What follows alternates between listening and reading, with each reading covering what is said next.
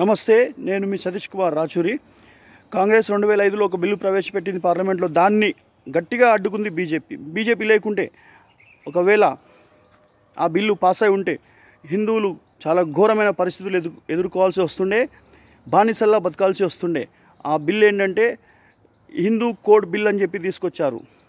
ఆ బిల్లు మనం ఏం చేయాలన్నా, మన ఇంట్లో పూజ చేయాలనుకున్నా, మన ఇంటి ముందర టెంట్ వేసుకోవాలనుకున్నా, మనం గణేష్ మండపం వేసుకోవాలనుకున్నా, మైనార్టీల యొక్క ఎన్ఓసి నో ఆబ్జెక్షన్ సర్టిఫికేట్ తీసుకొని పిఎస్ పోతే పిఎస్లో అప్పుడు మనకు పర్మిషన్ ఇస్తారు.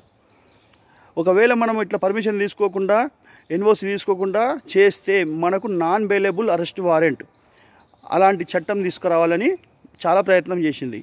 అయితే అది ఫెయిల్ కావడంతో 2011లో ఇంకో బిల్ తీసుకొచ్చేసింది. దానికి పేరు మార్చేసి, అది ఇంకా డేంజరస్ బిల్. అది communal act. Okay, communal act, Hindu code bill రెండు మిక్స్ చేసి లేదంటే 10 అంశాలు ఉన్నాయి అందులో. మైనార్టీలు ఒకవేళ మన ఇంట్లో ఒక పోర్షన్ ఖాళీ ఉంటే వాళ్ళకి ఖచ్చితంగా మనం కిరాయికి ఇవ్వాలి. ఒకవేళ వాళ్ళు కిరాయికి ఉంటే వాళ్ళకి కాల్ చేయమనొద్దు. ఒక వ్యక్తి ఉత్తరప్రదేశ్లో నేను పలానా మైనార్టీ ఉన్నాను, అందుకే నాకు కాల్ చేయమంటున్నాడు అని చెప్పి పోలీస్ కంప్లైంట్ చేసిండు. ఆ వ్యక్తి ఒక కంప్లైంట్ ఆధారంగా తీసుకొని బిల్ తయారు చేసారు. మీరు ఒకవేళ మైనార్టీలు వచ్చి ఇల్లు అడిగితే కిరాయికి ఇవ్వాలి, వాళ్ళు ఉంటే ఖాళీ చేయరాదు.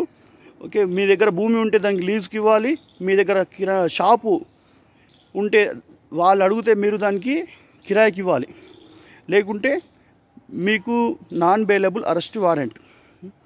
అక్కడ మళ్ళా ఒకవేళ గొడవలైనాయి అనుకోండి, గొడవలు అయితే కేవలం హిందువుల మీదనే కంప్లైంట్, హిందువు మీదనే కేసు అవుతుంది.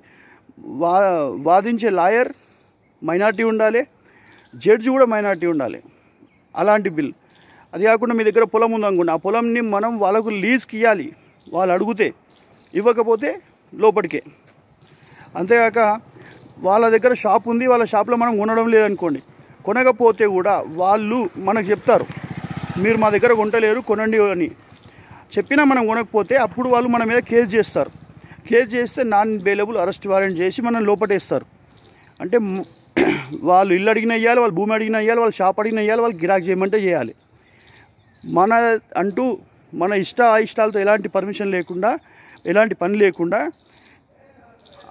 వాళ్ళ యొక్క ఇష్టం మీదనే మన జీవితాలు ఆధారపడే బిల్ అన్నట్టు. ఇంత ఘోరమైన బిల్ అంటే అది.